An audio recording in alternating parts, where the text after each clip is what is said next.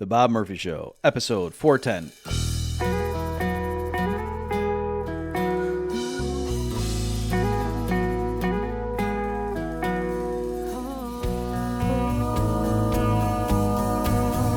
There's a tidal wave coming. What you gonna do? Get ready for another episode of The Bob Murphy Show, the podcast promoting free markets, free minds, and grateful souls. It's your source for commentary and interviews, conducted by a Christian and economist. Now here's your host, Bob Murphy.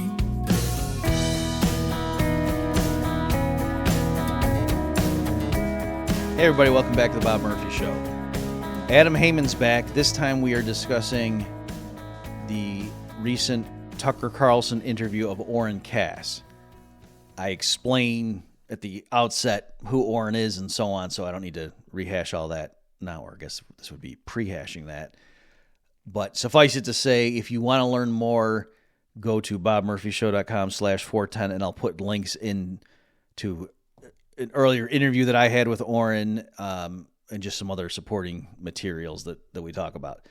But it's pretty self-explanatory where Adam and I are coming from, and I think we cover a lot of material in this having to do big picture with the right-wing populist rejection of free trade, and Oren is kind of the spokesman for that perspective, and he is knowledgeable about the history of economic thought, and we get into that stuff. So here's my discussion with Adam Heyman on Oren Cass's recent appearance on the Tucker Carlson Show. Hi, Bob. Hey, Adam. So let me, why don't you just tell me? I mean, which one of Tucker Carlson's interviews do you want to cover today? I was thinking the Oren Cass one, and at least we're not covering another Twitter battle, and we could have done that. There was some, I poked fun at Europeans, and I got 35,000 hearts. I'm just going to put that out there. Which stock do you buy or sell based on that reaction? I'm not sure, but I am going to, in the interest of science, talk about light speed rail and then also make fun of Europeans because I have to figure out exactly what was it about the tweet. It's the smell.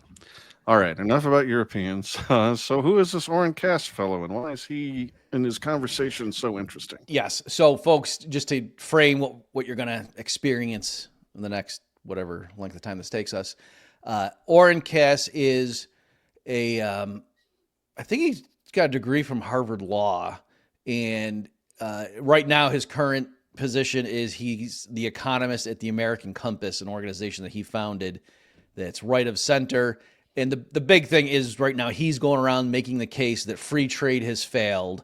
Mm-hmm. And these economists who have been pushing it for decades, especially as it was embraced among the American conservative, libertarian, right-wing Republican types, he thinks that they were misled by the economists. And so that's been his mission, is to show them the way, and in particular, like the loss of U.S. manufacturing and stuff like that. But I knew Oren earlier. I think he was a fellow at the Manhattan Institute.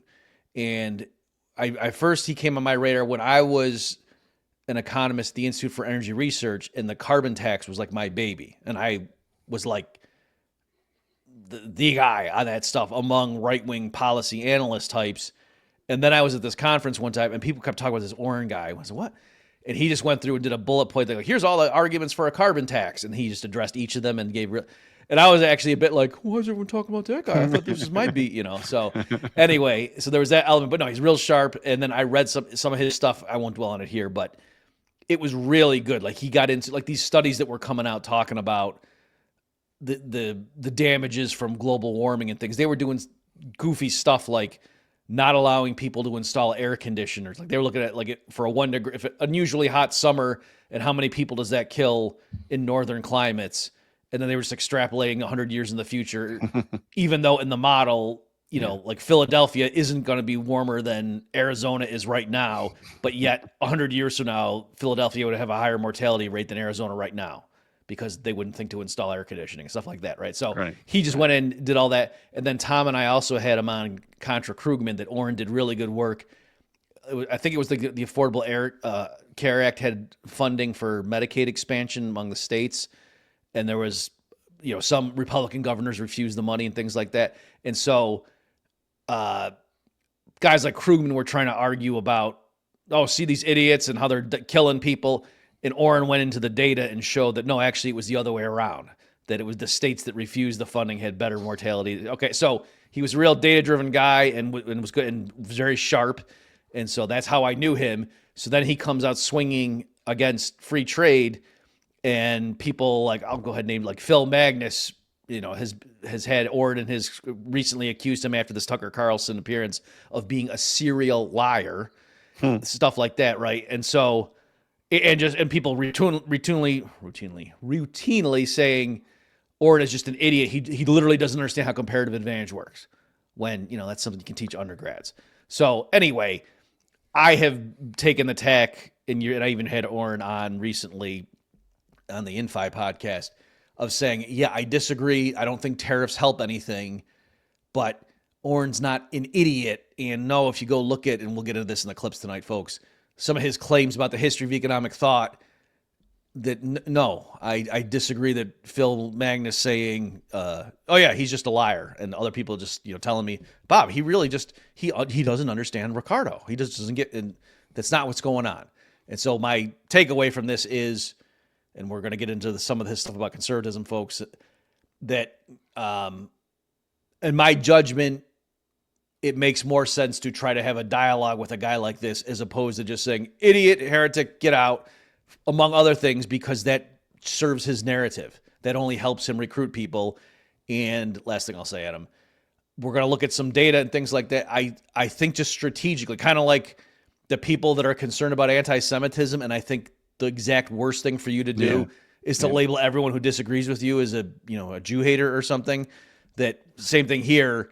There are lots of people who are being drawn to the populist rhetoric and think that, something's going on with China. I don't trust China. And to just say, no, our trade deficit is because it's so awesome to invest here. End of story. You're an idiot if you don't get that. I don't think that's effective rhetorically. Okay, I'm done. Yeah, I don't either. And when you told me people were saying that he was stupid or dishonest, like stupid, obviously not. I'm going to have a lot of disagreements with some of the things he said, as we'll get to. I don't think he might be misrepresenting or slanting to make a point or something, but I don't think he's a liar. He just has a completely different vision of how he wants this country to be. Did you know? I mean, I looked this up on Wikipedia, so who knows? Those things are not exactly accurate, but apparently this guy worked on both Mitt Romney's presidential campaigns in 08 and 12. And he also apparently right out of school was working in Romney's management consulting firm, Bain and Company. Bain Capital. Bain, Yes. Yeah, Bain Capital. On Tucker. So he's for like sure. really a Romney guy. Oh yeah. Yeah. I mean, and that even came up like in the Tucker Carlson interview that Tucker was saying, how did you get these views? Because one would have thought on paper you would be. Right. Yeah. And he admitted that, yes, he said that he was in school when he was for the first campaign. I don't know if he said he was. I think he did actually say he was working at Bain Capital but yes, that's not some dark secret he hides. Like he's open about that, like in interviews. All right, and that's partly how he claims that. How like Trump tries to say, oh yeah, I know how corrupt it is because I used to pay the bribes myself or whatever. It's same kind of thing where he'll like say, yeah, I've been part of these mergers and acquisitions, and I'm making up stuff, but that's the way he handles that is to say, I see how this works, and it's not that they're saying what's best for blue collar workers. They go wherever the bottom line says it's good to outsource to. All righty. Well, with enough intro there, are you ready to start diving into some? Let's do it. Cast words of wisdom. The best way I think to see how badly things have gone is our trade imbalance, right? We get, we bring in more than $1 trillion more stuff from overseas every year than we sell to the rest of the world. That suggests that trade isn't working very well. Paul Krugman famously said trade deficits are self-correcting. There was an economic theory that said such imbalances won't persist. They will take care of themselves.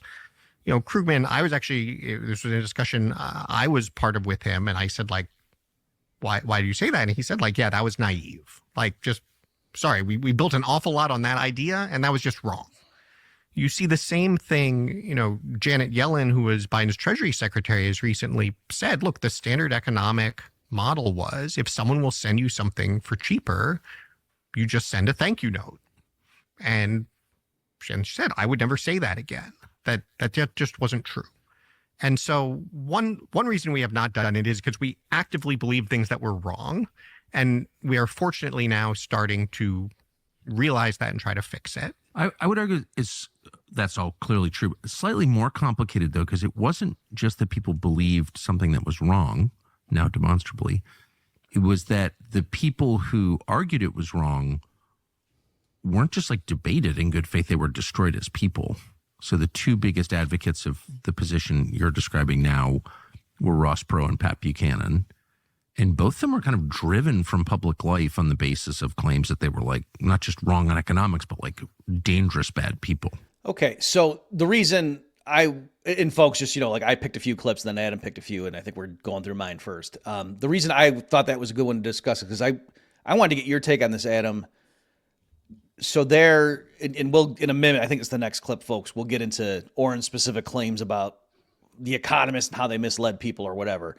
But for right now, what I thought was more interesting there was, number one, he beats up on Paul Krugman. So I'm just telling people, like, he's a very good, right winger that's trying to, if you want to view it as seducing people away from the free trade light side to the dark side. Like he's very, you know what I mean? Like he's a very good, he has a lot of sheep's clothing on, if you want to view that, uses that metaphor. He's beating up Paul Krugman for the only thing that Krugman is ever good on. Exactly. Right. So it's interesting. So anyway, I'm just putting that out there. But the thing I'm curious your take. So mine is, Tucker's clearly right that, people who were just absolutely vilified Ross Perot and Pat Buchanan, and they happen to also be a big component of their worldview and their messaging or whatever was going away from free trade orthodoxy. But is that really, was that the thing?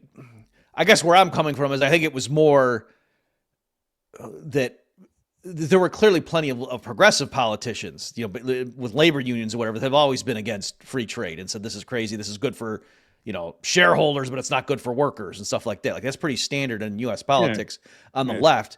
So, one element, like in fairness, you could say, what Tucker meant was for among Republican conservative types, the two that did that. But even there, I would imagine if we scoured, we could find people who had advanced, protectionist arguments that weren't destroyed. I think the combination of factors was Buchanan and most specifically Perot were actually challenging the two-party system. Like they were really getting a foothold with the public, and that's why they were a threat and had to be destroyed, because they actually were, gaining a following and were popular. Just like, Ron Paul was ridiculed and whatever too. And it's not because he was deviating from free trade orthodoxy. Yeah, he might grab the reins of power, and we can't have that. Yeah. So, anyway, do you agree with that assessment that it's not something like, if you touch free trade, then you get destroyed by the establishment? It's more if you're like a populist leading an uprising against the establishment, you get destroyed. And probably if you are a populist leading an uprising against the establishment, one of the arrows in your quiver is going to be you're against NAFTA. Exactly. Yeah. My ears perked up when I heard that too, because it sounded counter narrative. And then your framing occurred to me as well. Yeah, these are populists who were a threat to the regime, and that's why they might have been smeared for various things. It called a kook, as they did to Ron Paul a million times. Yep. And also too, I'm remembering like at Saturday Night Live, it was Dana Carvey. Was it him or was it Phil Hartman that was? Oh no, you know what it was? It was Perot's running mate. That there was the VP debates, and he said something like, a woman's right to choose shall not be infringed. Period. And that was all he said. And then I think it was Phil Hartman was doing him and was just like rah rah and just yelling and stuff. And anyway, and I I'm a shit. I went along with it. Like I let SNL tell me who was a moron and who was crazy and stuff back then. So anyway, there you go. Yeah, a lot of us did. It's too early for my questions, I guess. Yeah, let's play your next clip. Yeah, let's do it. It's called the free trade origin myth that kind of goes through the chapter and verse on all these various The things. way it was presented to me as someone who was always conservative and for markets and repeated all the slogans and all that, and was living in the world where like I didn't know a single person who disagreed, talk about a bubble, was that free market economics in the way that the United States was doing it was not really an instrument, wasn't even a theory. It was like a physics principle. Right. It's just true. Okay. So, and to the extent that you deviate from it, you get punished. To the extent that you hew to it, you're rewarded because like gravity, it's just real. Right. And this is the fundamentalism. But I had no idea that this was like the UN, something that people who are understandably like horrified by what they'd just gone through, the World War. Yeah. It was part of their reaction to that. And they're like, this will prevent that from happening again. Yeah. And another good example is, so if you go back, so Samuelson is the key post-World War textbook. Mm-hmm. There's a prior textbook by a guy named Alfred Marshall, who's kind of seen as the father of like modern economics, right? Like Adam Smith is like the original guy. Right. Alfred Marshall is a British economist, probably the first one to actually be called an economist. No one would have called Adam Smith an economist back in the day. So Marshall writes probably the first economics textbook, comes out in like 1890. And he says essentially nothing positive about free trade. He actually has a whole section. The comparative advantage is this idea that, free trade, works out great for both sides. And it's attributed to a guy named David Ricardo, who was a great, early 1800s economist. Marshall has a whole section called The Narrowness of the Ricardians, where he specifically says, look, like Ricardo has this nice theory, has some good math associated with it, but it only works in very limited circumstances. It makes a lot of sense that Britain as a global empire is promoting it, but there are lots of people it doesn't work for. The Americans don't believe it. The Germans don't believe it. And he even has this hilarious footnote where he says a lot of these ideas basically seem to be used as a way for like people to put one over on the working class. And so like, again, all of this, and then if you even go back to Ricardo, like, and Adam Smith, these guys, as I was saying, Adam Smith knew the invisible hand didn't work automatically. Ricardo, when he's talking about free trade, he gives the example of how it could work. The famous example is England specializes in cloth, right. Portugal specializes in wine, and here's all the great ways it works them to trade. Right there on the same page, he says, by the way, this only works if capital is immobile, meaning if the British cloth makers can't pick up and go make the cloth in Portugal. It's right there. And then even more, he notes, and he hopes that never changes. That the idea that basically people were going to be stuck investing and doing business in their own countries was one of the core premises of any of this working. Okay, so a lot there. I will try to be brief, but over the weekend, Adam, I actually read the entire appendix in Marshall's 1890 book, his discussion of the evolution of economic theory. And at first I was thinking, I can't believe on a weekend I got to sit here and read this to get ready for a podcast episode. But then I was like, no, this is awesome. This is my vocation. This is great. Because it really was cool stuff. So anyway, just real quickly on this, and partly why I'm going through this is I did have some people sending me Oren on Tucker and saying, Bob, I'd love to hear you guys talk about this. So that's why we're doing this, folks, because it's for you. But also, I feel like if I don't set the record straight here, it may get lost. Because when this episode dropped, and the reason I'm just saying is Phil and I have been feuding, but Phil Magnus was part of a Law and Liberty symposium, I guess, a year or two ago, where Oren Cass was like the lead guy, and then they had Phil and Don Boudreau and I think some other people responding. And so that there we clipped in the beginning where Oren says, my essay, The Free Trade Origin Myth, that's what he's referring to. So we'll link here, folks, if you want to get into that stuff. So anyway, so Phil, in response when this episode on Tucker dropped, said, Oren here's repeating this, but as I explained to him back then, this is really what Alfred Marshall was talking about in context, and so he's just a serial liar. So let me here now explain. I'm not trying to just ride the fence. I understand why both people, I get why Phil genuinely believes Oren is just lying and refusing to see. And I understand why Oren is like, what are you guys talking about? I'm showing you blah, blah, blah. Right. So I really do see how both sides are, going to war on this and genuinely think they're in the right. So let me just explain the nuance. Okay. So David Ricardo famously has comparative advantage. I'll link folks if you want some other like for Mises. I've gone through, an hour length podcast episode explaining it. But the idea was just using simple math.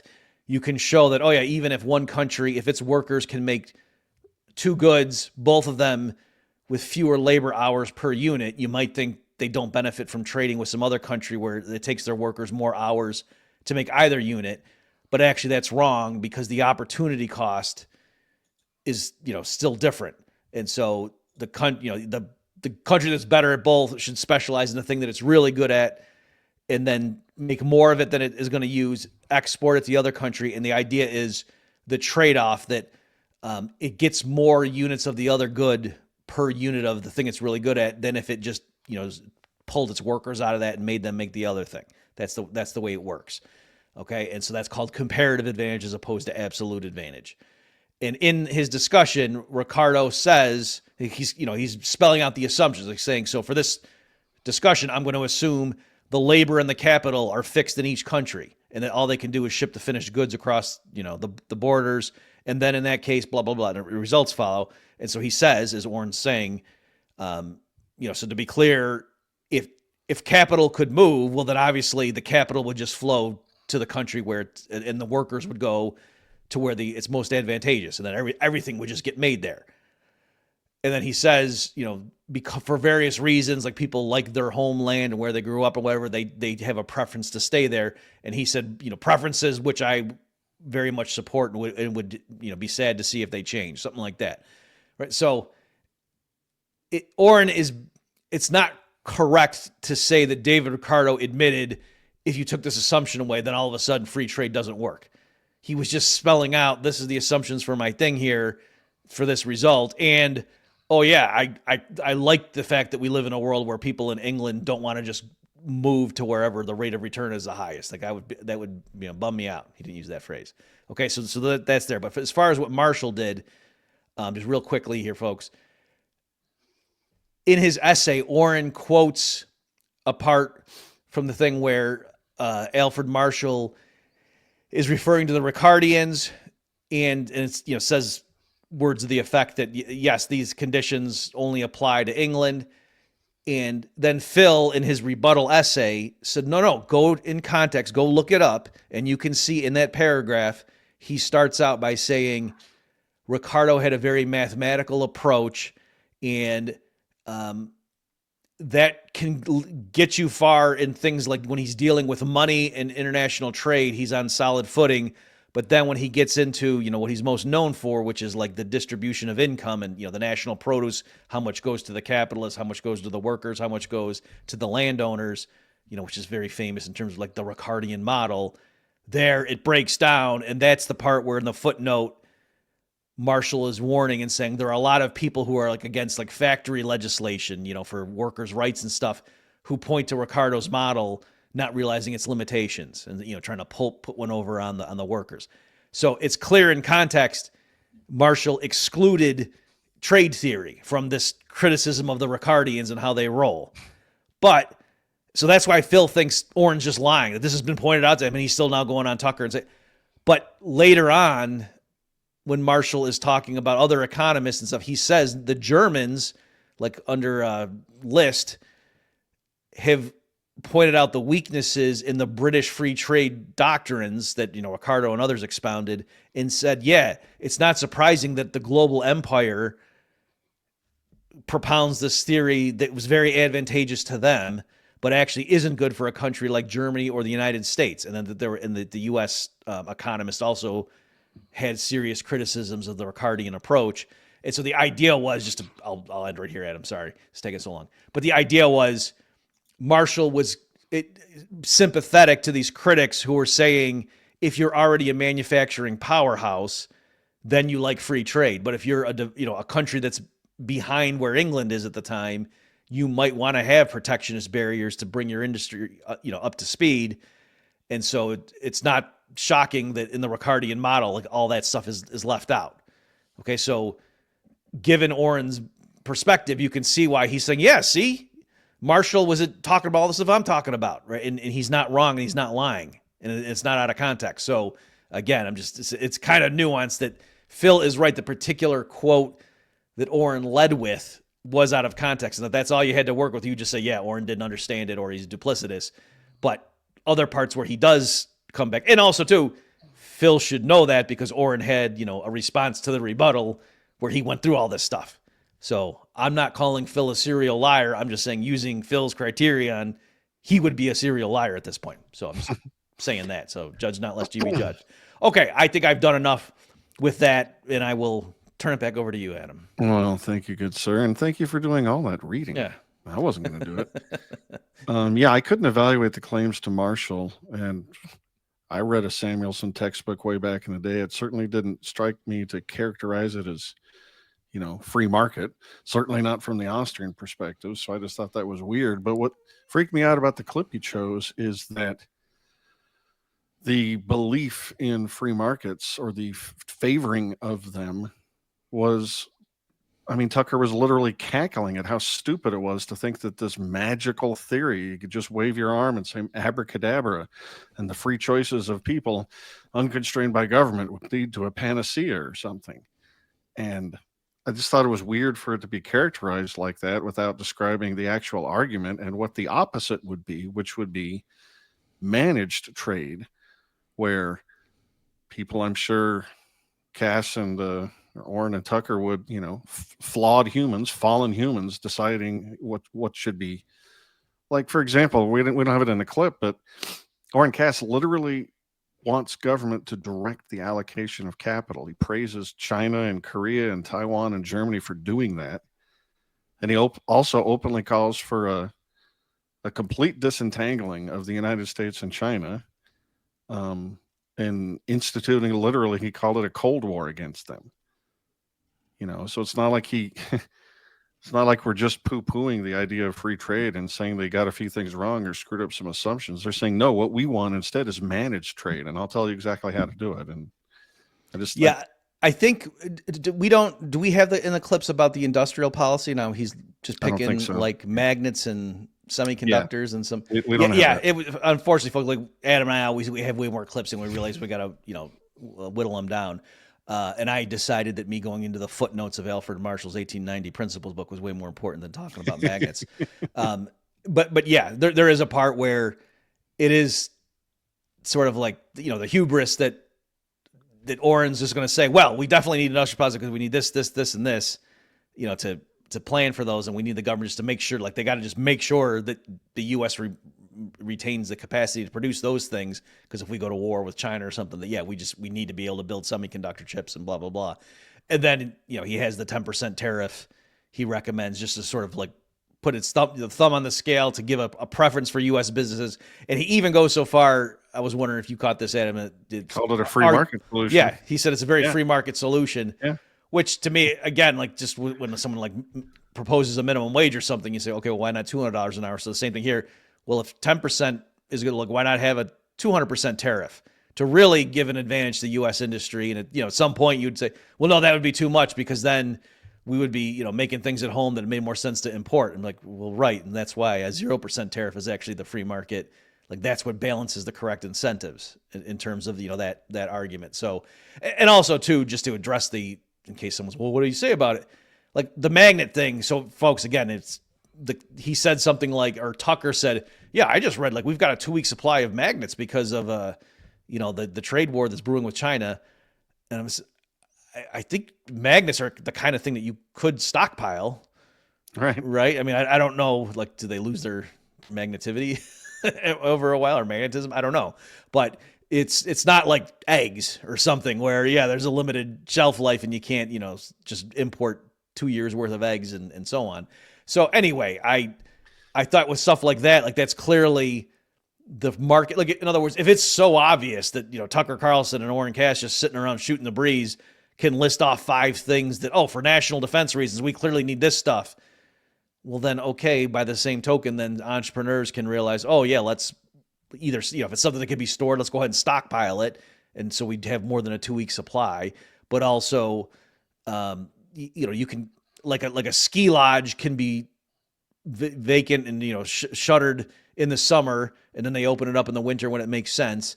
And likewise, you could have factories and things that will import right now while it makes sense, but they have the capacity sitting there waiting to, take the mothballs out and get the thing up and running if there is even a 1% chance of a trade war. You know what I mean? So all these scenarios, markets could handle those things. And the idea, and it just seems kind of far fetched to say, oh no, it's because that entrepreneurs who could make billions of dollars in this scenario, they don't see things as easily as Tucker and Oren sitting around podcasting do.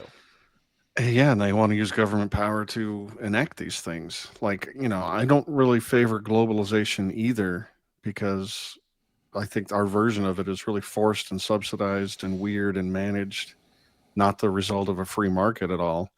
Whereas a guy like Oren Cass, and I guess Tucker, they don't like globalization because he's a national mercantilist, and at least for the certain industries that he thinks are important, and he's wise enough, I guess, to know what they all are.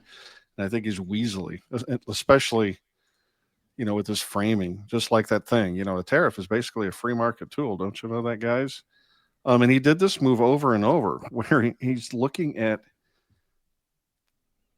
the incredible Byzantine of government regulations and taxes and EPA mandates and all the things, minimum wage, all the things that made labor here way more expensive, such that people will start looking for cheaper labor solutions, such that they'll start automating. You can't find a person to order a Big Mac from anymore. It's all kiosks and whatnot. And, there's all these distortions of the free market that are leading these weird market reactions. But then Cass, in this interview, over and over, said, what we've got here is a free market. In fact, he says, after 91, they did all these things to make our economic policy really an arrow in the quiver of our foreign policy. The deep state is making these calls, and he still calls it a free market, and which is just weaselly. We have the same problem with progressives, right? They look at all these quote unquote market failures and say, see, this is what the free market gave us. Well, now you've got these right-wing guys like Cass going, I don't like the way the market, the results are. We can't have a free market. See, because look what the free market delivered. Without saying once all the things that make this not a free market. He didn't say that once, not once. Yeah, that's true. I think, in fairness, tell me if you disagree. I think it's more accurate to say he kept blaming free market fundamentalism for what we have. Yeah. I don't know that he ever literally said in the U.S., the past 30 years, we've had a free market the way that Milton Friedman wanted. Well, the accusation is in the omission. I mean, if you're going to say we've been suffering under free market fundamentalism and just not say, oh, and by the way, it hasn't delivered us anything like a free market, well, then you must be blaming a free market, right? I mean, yes, but again, it's partly because I know more about what his position is, that like a big thing he points to is the normalization of having China come into the WTO and the most favored nation or whatever the term is, for giving them the favored tariff rates that locked in. And I think that happened in 2001. And if you look at like a chart of U.S. manufacturing jobs, they were declining before that, but they just fall off a cliff right around that time. So you're right. I'm not disagreeing with you. And that's part of my message to the MAGA folks here is to say, yeah, the trade deficit's a thing and all that, but it's not because of free trade. But I am just saying Cass does have some specific things that a bunch of dozens of economists, when that went down, all lined up and said, we all agree that the opening up trade with China is going to be the path to prosperity and so that's part of the context, but in which he's saying that. I think if cornered, and like when I interviewed him and was pointing to some of the charts, and I was showing like, well, you see, U.S. manufacturing output actually kept rising after China came in the WTO. When it leveled off was after Obama came in the financial crisis. So doesn't it look like maybe there was something there, and it's not like libertarian types were praising the Obama administrations for their free market policy reforms, and he kind of, oh yeah, there's a lot I didn't like under Obama. So anyway, yeah, I mean, and plus, he's upset that we're losing manufacturing jobs, even if manufacturing were going up, but it was being done with fewer people. I think he'd still object because he wants these employees to have families, and his whole thing is a There's a family-oriented conservatism, of which the classic job in the steel mill is like a part of it or something. Right, right. Yeah, it's interesting to say the counterfactual, suppose U.S. manufacturing output just kept rising like it always had done, even though it was done by fewer and fewer workers. I'm not sure. You're right. That would be good to see what he would do. But part of why I get where he's coming from, and I'm telling the standard libertarian types to just, hang on a second before they bite his head off, is their response like to say, oh, yeah, it's just like agriculture. We had a bunch of people working on farms in the year 1850, and that just kept shrinking over time, but we get more and more food. That hasn't happened with manufacturing. And I think the next clip we'll get into that was happening for a while, where fewer manufacturing workers were making more and more stuff. So it looked like genuine, no, that's just progress. But then that did reverse. So I can see why Cass is saying, no, what you guys are telling me as to why we shouldn't worry about this stuff doesn't fit the data. You guys are just being free market fundamentalists. Yeah, but like with most data, aren't there a zillion variables and you just can't eliminate them, in the counterfactual? Like, what do you think about my hypothesis that, it's not just chasing cheap labor, it's running away from over-regulated capital such that it's harder to build things in America, and it meets regulations and minimum wages. Yeah. Why don't we, let me address that right now to make sure we're not losing anybody what my point is. What I'm saying to you, Adam, though, is if you look at most of the responses to Cass, and I've been watching them, they are not saying, oh, yes, you're right. There really is something screwed up with the U.S. economy, and the American family is getting just crushed. And that's why we have these chronic trade deficits are because of Nixon stupidly took us off the gold standard and blah, blah, blah. But you're just misdiagnosing the problem. And really what they're saying is, no, the reason we have trade deficits is the U.S. is awesome. Investors around the world want their capital to flow here, so they have to send us more goods than we send them. And, look at U.S. real wages keep growing up. And yeah, those charts that seem to show that there's been this, divergence between pay and productivity is just because those people are liars or idiots. No, if you adjust for benefits and blah, blah, blah, people get paid more now than they did before. And then these people telling you inflation's higher than the government says, they're all stupid. No, everything is awesome. Everything is awesome right now. Like, that's what they're telling him. And if you don't get that, go take Econ 101. That's what they're telling him. Yeah. And so I'm saying that's not a good idea for the people who voted for Trump. You saying that is goofy. Yeah, I find myself in a weird situation.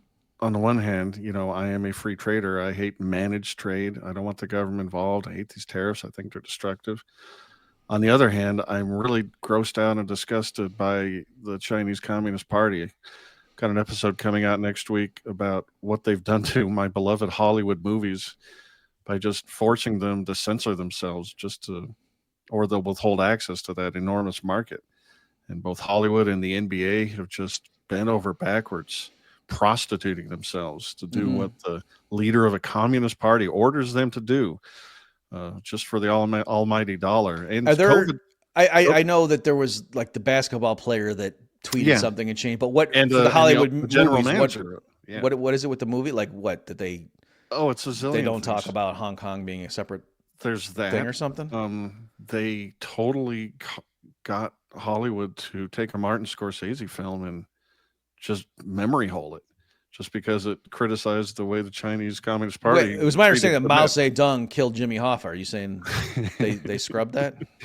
Well, all of this will be revealed in a future episode of Heyman Nature, so I don't want to get ahead of myself. But the point being, like, during COVID, I got a little freaked out about how our most important supply chains are going halfway across the world. And that's a fragility that I'm not really comfortable with. Can't we do these things in this hemisphere or in this continent? Or on the other hand, I don't want the government, like, I believe the government and its insane regulatory policies drove that business away. I don't want them to, like the little old lady who swallowed a fly. I don't want them to add regulation and regulation to regulation to fix what they caused in the first place. Right. So I find myself in a weird spot.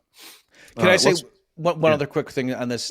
Because somebody was interviewing me today on a separate thing, and he held up the book the healthcare book I did with Doug McGuff, The Primal Prescription, and he was asking me about, and I realized that my feeling at the time against like the knee-jerk right-wing libertarian conservative types was the same thing that I just said to you 5 minutes ago here, Adam, that when Obamacare was first being proposed, and then when it first came in, a lot of the Republican conservative, talk show Sean Hannity kind of guys were just telling the progressive Democrats who were in favor of, quote, reform, that what are you talking about? We got the best healthcare system in the world. You want to go to Canada and wait, 3 years to get a hip replacement? This is, and just saying that, the U.S. has a free market in healthcare and insurance, and that's why we're so awesome, and quit your belly aching. And so what we try to do in the book was say, no, there really are a lot of screwed up things. And what we have right now is the furthest thing from a free market.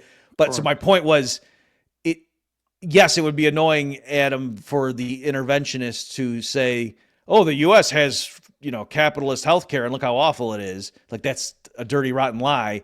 But there were plenty of Republicans who were saying, yes, we have free market capitalist healthcare in the U.S., and that's why it's so awesome. And Obama, keep your dirty socialist hands off it. Yeah, it is vexing. It's a problem we libertarian free market types run into all the time. All right, let's play your last clip. Okay. And so I don't know if Europe has the civilizational will.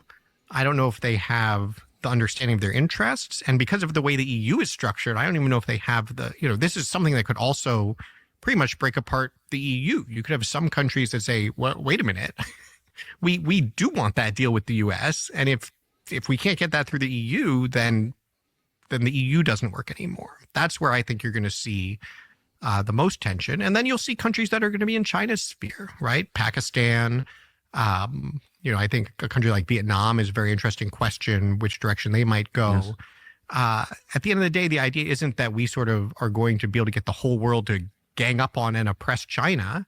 The idea is that we're going to be in a world with two powers that have two very different economic and political systems and different spheres of influence. Boy, that is best case if we wind up there.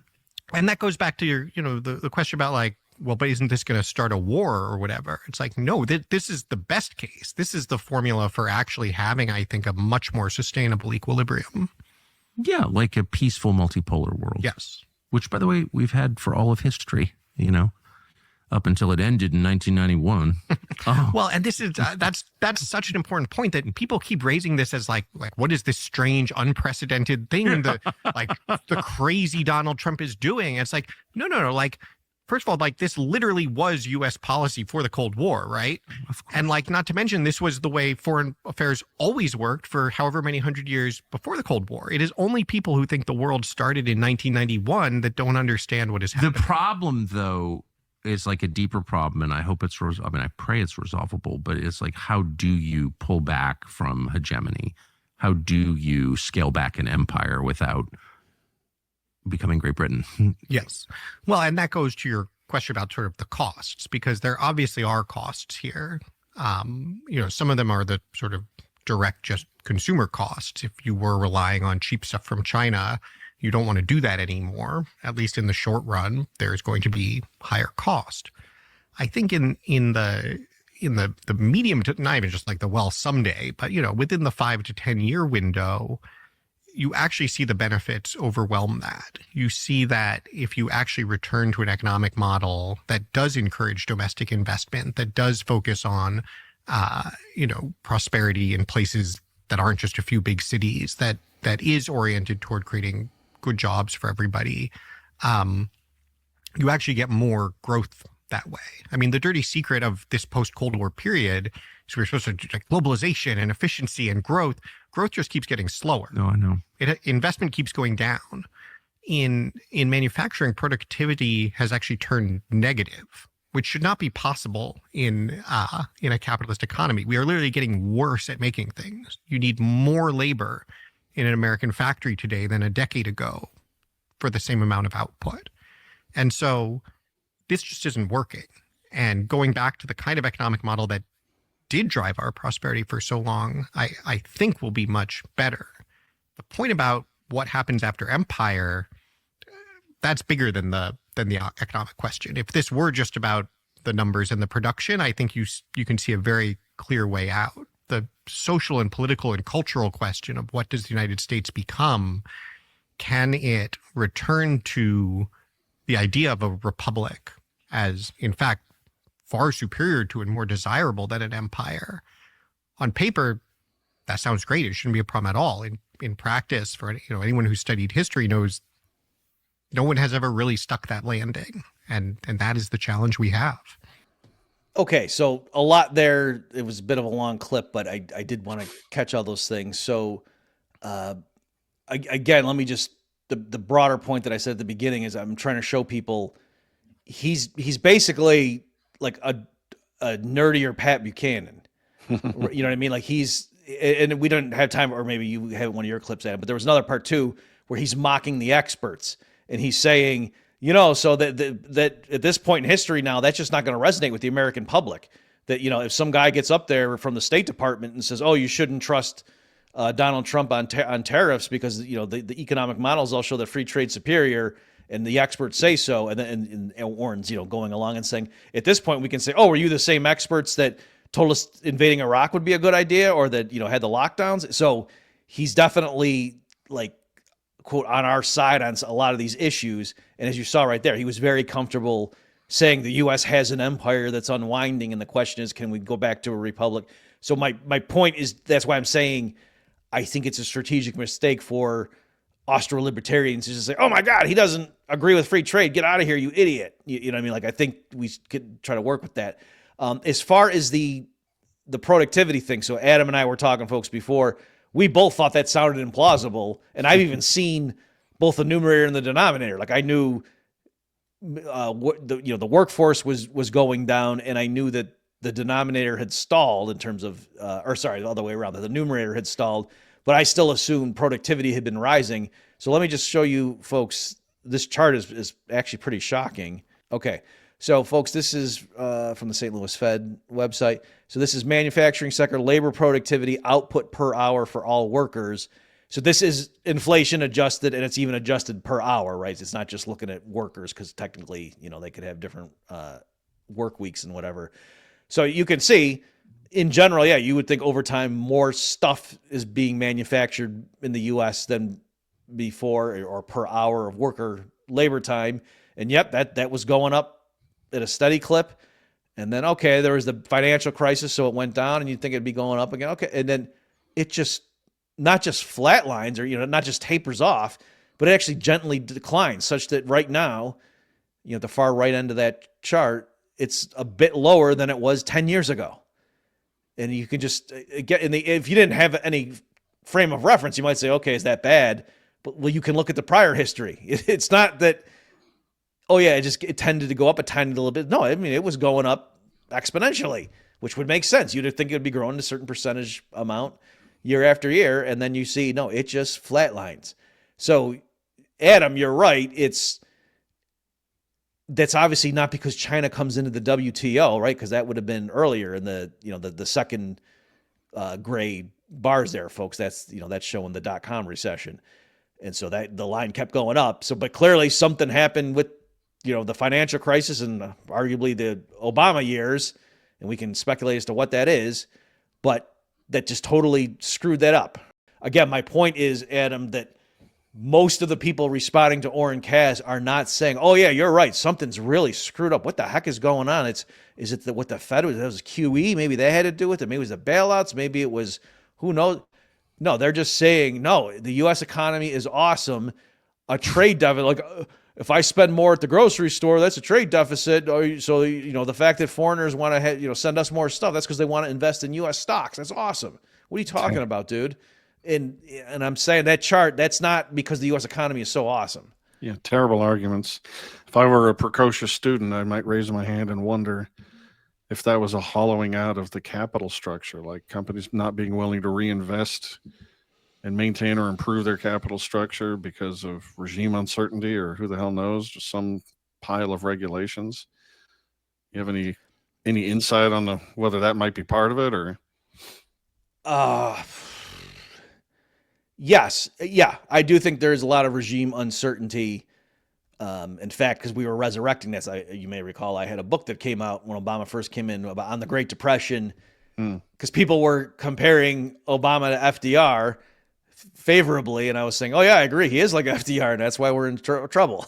And so I went through, and yes, that was one of the big points that Robert Higgs argued was it was the regime uncertainty of the FDR administrations, that it wouldn't be enough just to look at like the explicit tax rates or what did he do with the gold or whatever. It was that you didn't know what he was going to do because he Yeah, at was the just doing time, so much crazy stuff. Yeah. with all those bailouts, the auto bailouts and then the TARP and all that, you were saying at the time, what does this mean? How are people going to possibly invest their capital rationally in this whirlwind of uncertainty?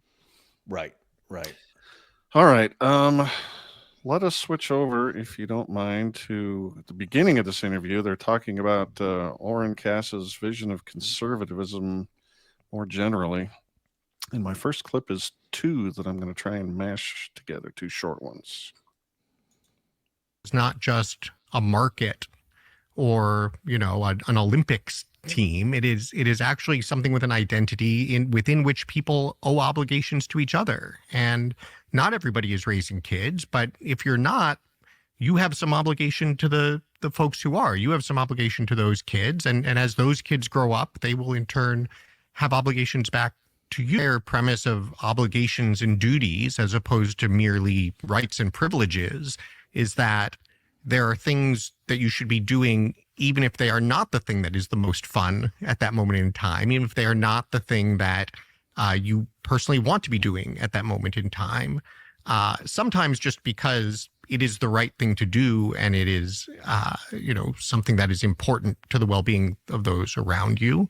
A lot of times I think what you find in these moral traditions is that also in the long run, it is good for you too, that there's a recognition that humans are frail, flawed people, and simply pursuing, what the economist would say is optimizing your well-being at every moment in time leads people to choose all sorts of things that are not actually good for them at all. And that's what I find fascinating about speaking about these kinds of concepts of obligation and duty in the good life, is some people get very skeptical of this, say like, oh yeah, but no one's going to choose that when they could just have all this other stuff instead. But you step back and you look at all of the available data and you say, no, they will actually be happier if they choose all this stuff. People who are married are happier. People who have kids are happier. People later in life who have done these things live fuller lives overall. They also tend to earn more money. They have whatever it is you actually want to achieve in your life. It is almost certainly the case that making these kinds of decisions will be good for you too. The problem is just that in the moment when you're 23, that it's not necessarily a thing that you're going to choose. That's right. And in a sense, and this goes back to where you started with, what is conservatism?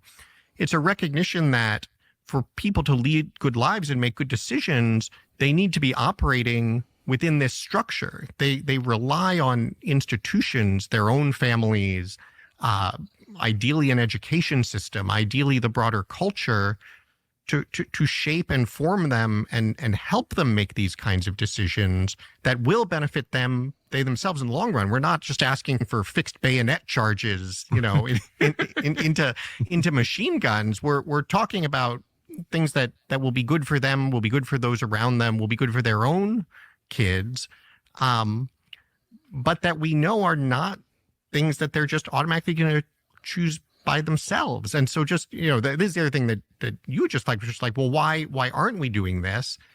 Part of it is people just don't like being constrained. Part of it is we have adopted this sort of what I call market fundamentalism, where economists and their way of thinking have somehow persuaded a lot of people that no, just everybody choosing what they think is good for them at every moment with no constraints is actually the way to optimize welfare for themselves, for the nation, for the economy.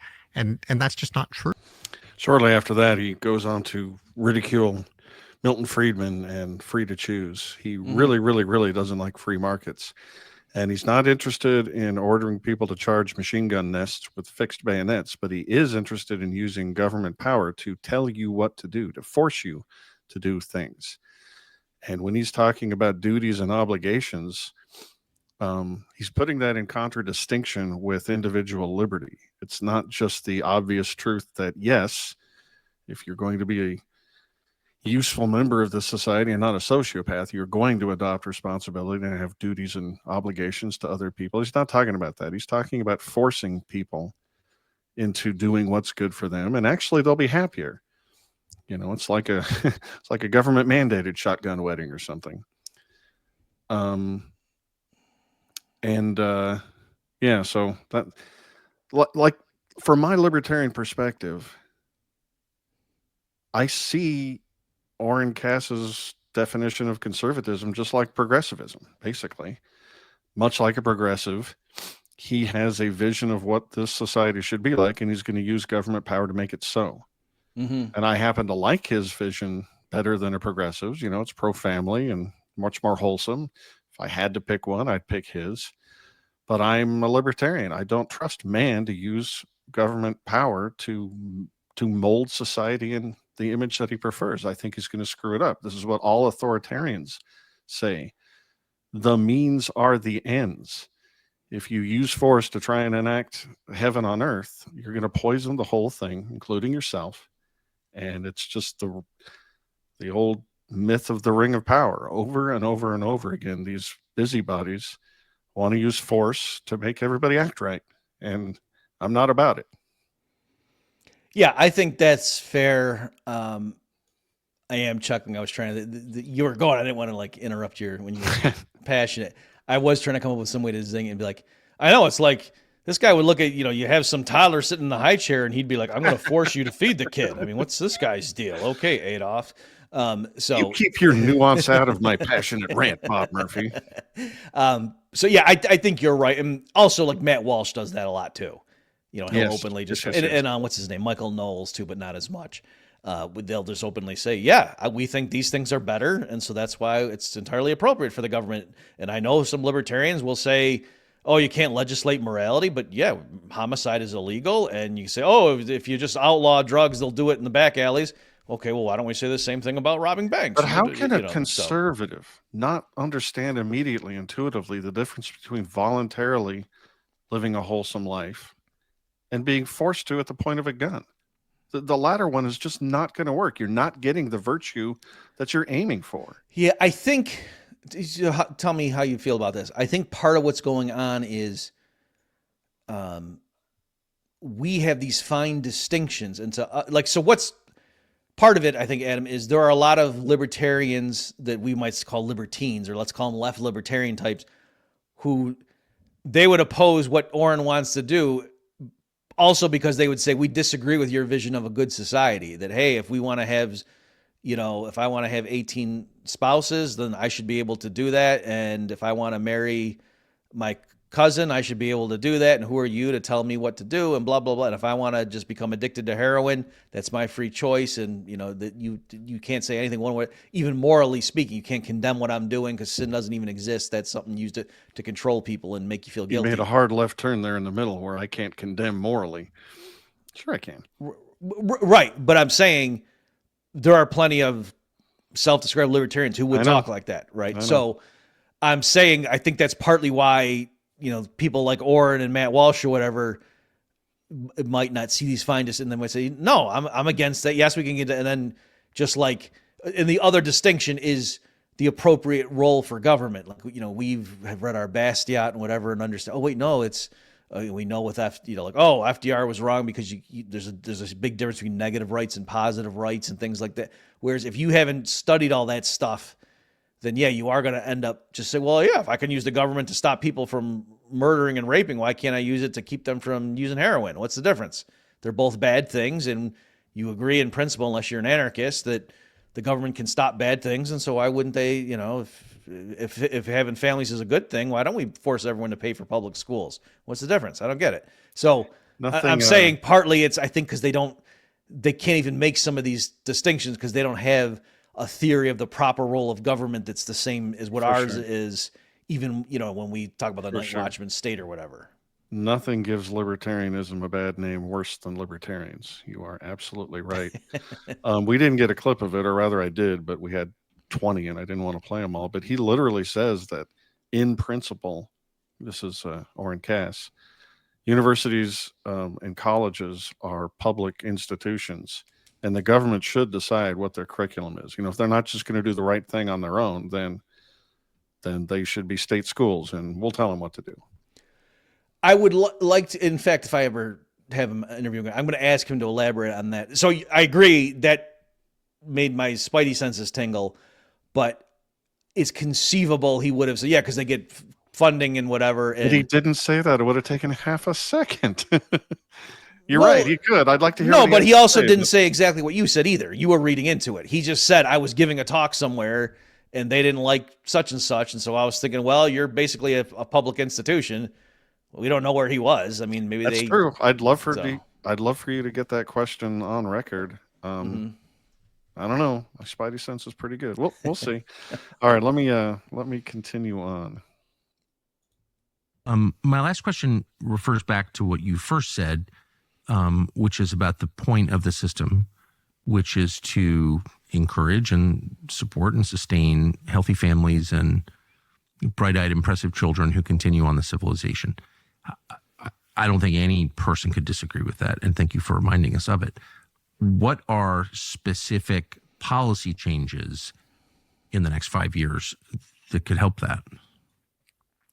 It's a great question, and I think it's important to think about it expansively, because it's great that we now have a, quote, family policy discussion in the U.S., but a lot of the times it is basically how big should the child tax credit be discussion.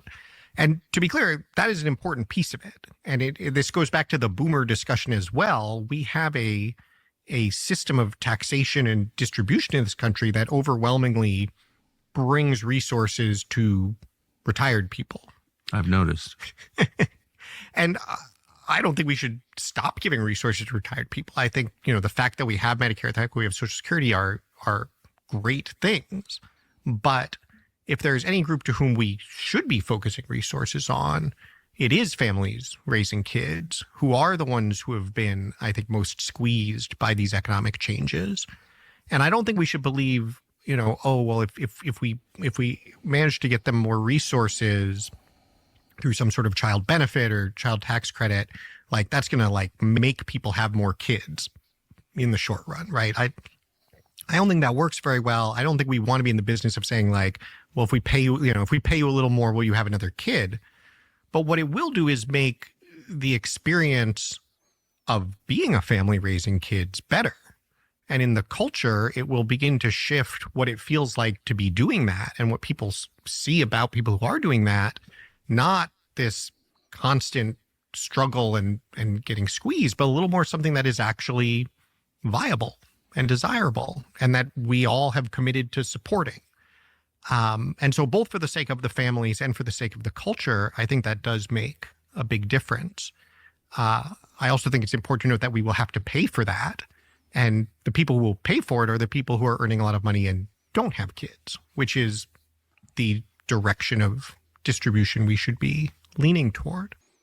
All right. So there were a lot of moments in this conversation where he starts to inch the velvet glove off the iron hand, and this is one of them. I'm thinking the childless atheist is getting ready to complain here. I'm not rich. But, he says people without kids will be taxed to pay for people with kids because it's a duty to the nation. And I'm just uncomfortable with one group of people getting in power and deciding who gets stolen from and where those resources get directed to. He just matter-of-factly says, guys like me should decide what the policy is for resource distribution. Well, that just sounds like a progressive to me. Yeah. They've got ideas too. And by the way, he supports Social Security and Medicare too. I mean, there's no problem. These are all he probably great things. Supports school vouchers too. He's probably one of those guys, Adam. You stop it right now, Bob Murphy. Didn't say I supported him. I said if I could replace. So I don't know. This guy just he raises the hackles on the back of my neck because I think he is a wannabe authoritarian, and like many others that we've heard. And just because he happens to think, the vision of a good, wholesome life in general should be more family oriented, I agree with that. I just put the gun down, guy. I don't think that's how you get there. Yeah. So my trolling aside, I understand exactly what you're saying, and I agree with it.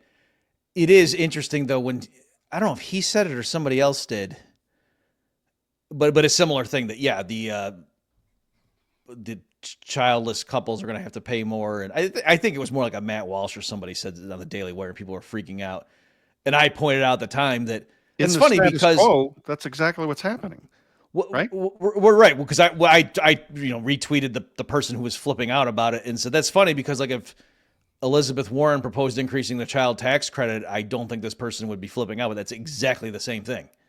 In the current model, it's property taxes in general that fund school systems terribly. And if you're richer, you'll have a bigger house paying more money, right? Right. And it's especially if you're rich and have no kids, Rich and with same no thing with the kids. child tax credit, that is literally, other things equal. If you're a taxpayer, then they give more of a tax credit to couples So there with you children. go. We're living in Oren Cass's utopia right now. Makes as much sense as calling what we live in right now a free market. I mean, just to steel man it though, that's why he's going to say, why are you guys flipping out? You just agreed what I'm saying. I just want to say, do more of these things. And you also agree you like my vision better than theirs. So what? I'm not radically changing the nature of the government. They are doing this right now, but I'm just making it more systematic. Like that, I think that's what he would say. If this is a prisoner's vote situation and I had to vote between AOC's vision and this guy's, yeah, okay, I'll take this guy's. But okay, so you would support him the same way you support school vouchers. Is what almost, I guess, almost. But yeah, as I'm hitting the button to vote for the school voucher, I'm going to be giving a speech on how that we should have a complete separation of By the way, I'm just being Socrates here. I'm just trying to pull forth and let you think through the implications of your own positions. I'm not judging. You're being Glenn Beck. You're just asking questions. Yeah. Just asking questions. I'm being Candace. The Candace now. She took his place. All right, I got one more just in case I haven't made my point. Here it goes. And even just, this goes to the question of rights and privileges versus duties and obligations. Like part of the reason progressives get very uncomfortable with that side of the discussion is because, well, like, wait a minute, that you just like infringed on something.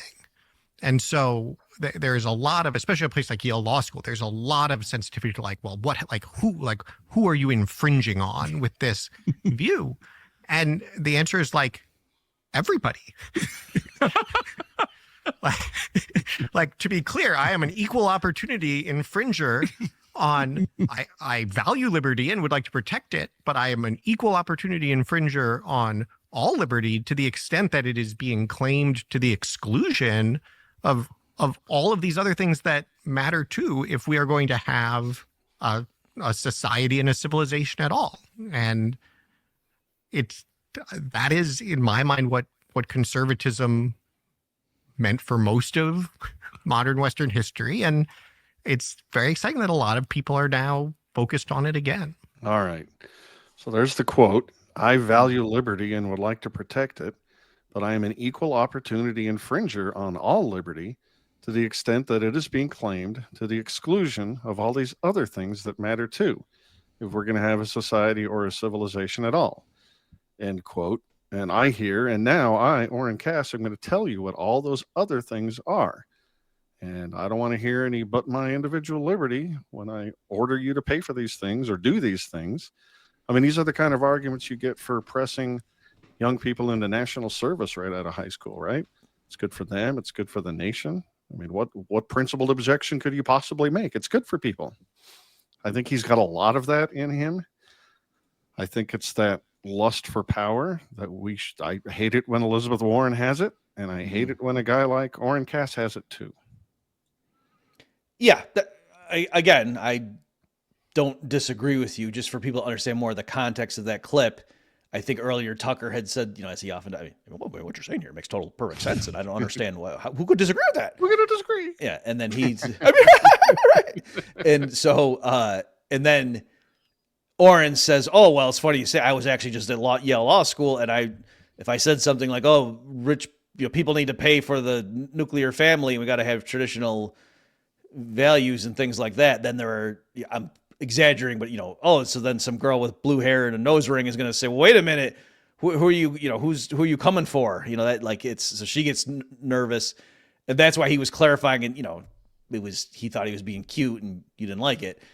But saying, no, it's not that I am picking the white Anglo-Saxon 2-parent nuclear family to the exclusion of you with your, non-binary lifestyle choices and things. It's not that I'm trying to oppress you and liberate these people over here. I'm saying we all have to pitch in to raise the next generation. Like, everybody has known that until last Tuesday. And that this isn't some radical thing I'm proposing. So, and you do not have the freedom to just say, no, if you want to have kids, go ahead. I'm going to go that you grew up in a world, like, it's a good thing that your ancestors didn't think like you did. Otherwise you wouldn't be here. So that's what he's saying there. I know. It's just that when you use force to get there, you strip all the virtue out of it. You just breed resentment and more rebellion.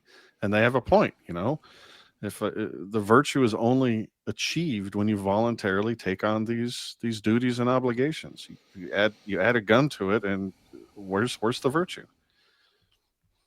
We're getting a little over time. I had a weird question. It's more on the economic side again, but maybe you caught it too when Oren Cass was saying. Can I say one thing? Are you going to remember it? Yeah, okay. Yeah. I meant to bring it in with all the excitement and all the zinging. He did say something that was hilarious. Well, not hilarious, but amusing. In the clip you played earlier, he had said, he was like lamenting how he too, Tucker, don't be embarrassed. Like, I had a college paper where I was defending the virtues of free trade. And I said something like, oh yes, free trade might make you lose your job, but then you'll get a better one down the road.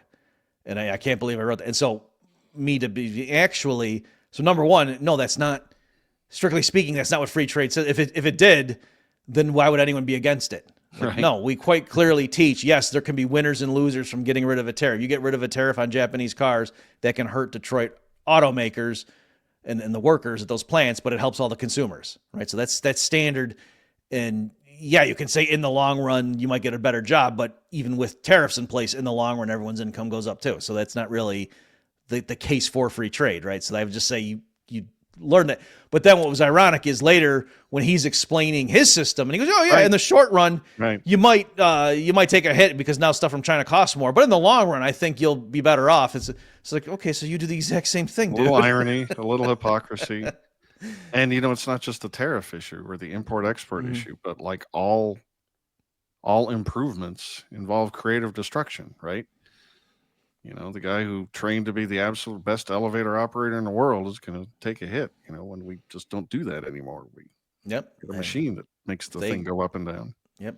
AI cures cancer tomorrow. Exactly. Are we going to Well, then we're going to have Biden come back, so that's one thing. Oh, no. Let's wait. Just hold off for a few more weeks. Oh, wait. Too soon. So anyway, he's talking about... Oh, I get what you... Okay, I got it. I thought you were telling me, no, Bob, you can't joke about... I mean, no. I knew you were being facetious, but I thought you meant, well, we got to wait a little bit before we can just hit him on that. You could joke now. Just don't release the pills. Right. I got what you're doing. Sorry, I underestimated you, my friend. Sorry, Dr. Jill. So he's insisting on these tariffs and this managed trade to the point where he is insisting on, quote, balanced trade, country by country. Like not even that our net exports and imports balance or whatever, but that there's an equation between us and each country, quote, we interact with, which seemed like a bridge too far even for protectionists. Isn't that just weird? It would be weird if he was saying that. I don't.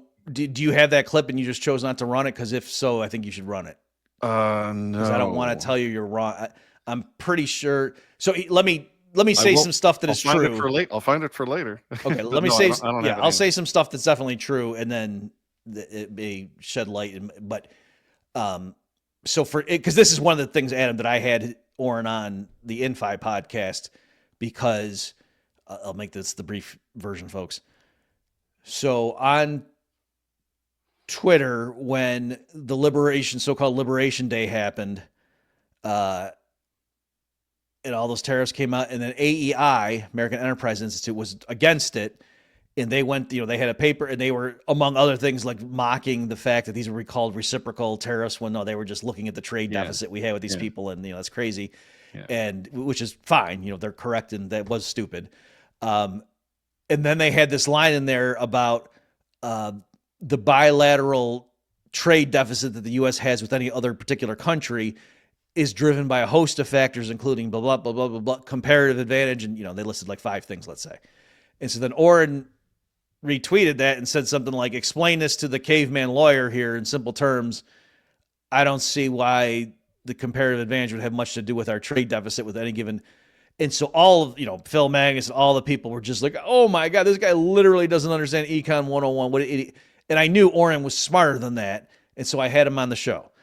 And so the long and short of it is he was acknowledging that comparative advantage could explain the mix of products that you make. But like if you just saw the production possibilities frontiers of the 2 different countries, you would know what their comparative advantages were, but that wouldn't pin down what the trade deficit was. You would need to have more information, and that's true. You need to know like consumer preferences and stuff. Yeah.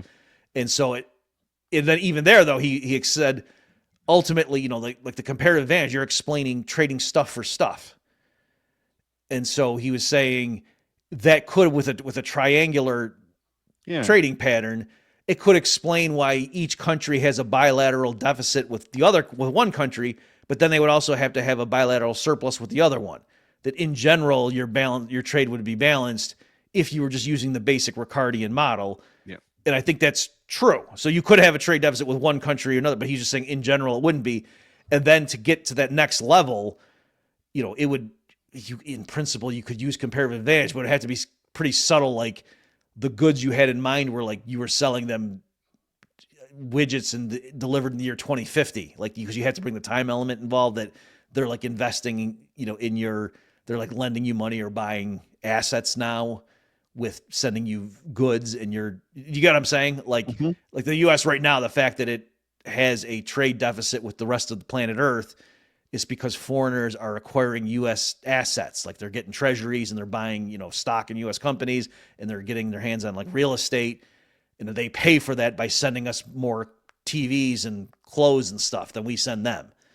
And so just saying comparative advantage. And if you look, the simple models of comparative advantage don't explain that. So to be clear, last thing, I'll shut up, Adam. I am not saying, and therefore tariffs make sense. That's not what I'm saying. But Oren's point was these economists just fall back on comparative advantage, these models of 2 countries with 2 goods. And no, what's happening right now cannot be explained by that.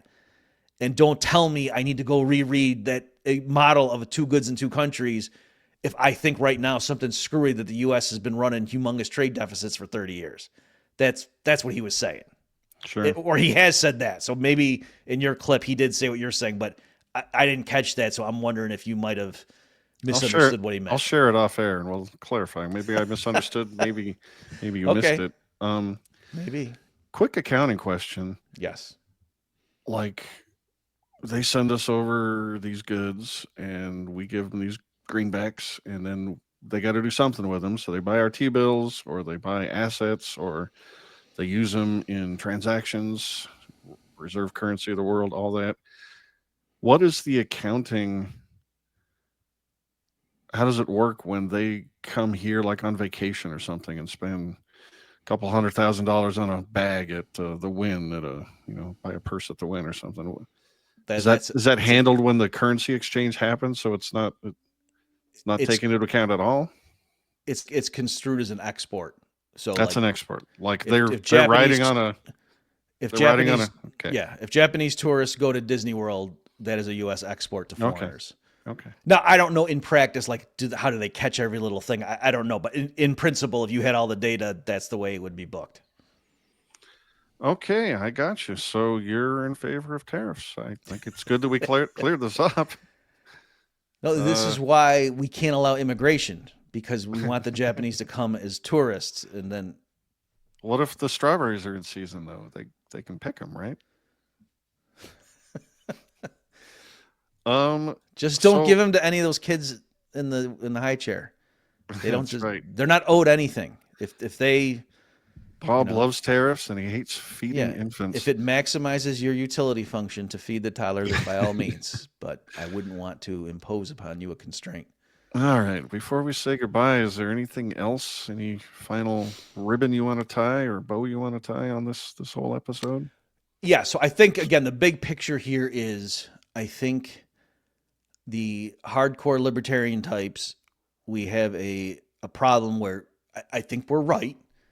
And there is a danger that anybody who doesn't see the world exactly as you do, you just rush to assume they're evil and or stupid. And I think just strategically, that's not a great idea, because we have to convince more people. And so, yes, if you encounter somebody that's just a demonstrable, like a Paul Krugman or something, yeah, I wasn't trying to win him over after a certain point. Clearly, No, you're kidding. yeah, right. So there is, I'm not saying you got to always just go in and like have no history of the person and just say, no, I'm just going to start from scratch and just give my best to this guy. I'm not saying that, but I am. Well, at the very least, last thing I'll say is, when there are populist types in particular who are gaining favor and the attention of the masses by pointing out things, it is a strategic mistake to just poo-poo and, oh, no, you're just a bellyacre, and especially if what you're saying is not correct. I agree. Right? And that, no, if like you say, if you're a libertarian type, then go figure out what the interventions are that are causing the problem and point those out. Don't just say, oh, what he's saying is just going to make it worse. Idiots, just shut up. Like that's not going to appeal to people. Yeah, I totally agree. All right. Well, thank you, Bob. For show notes and links to the things we've talked about, check out the video description. Or you can go to bobmurphyshow.com. They'll be there. Or you can go to heymannature.com or heymannature.substack.com. And while you're there, why don't you sign up to get my my articles? I write stuff. I got thoughts. You'll love them. Until next time, ladies and gentlemen, and Bob, this was awesome. Take care, everybody. You've just experienced another episode of The Bob Murphy Show, the podcast promoting free markets, free minds, and grateful souls. For more information and to subscribe to this podcast, visit bobmurphyshow.com.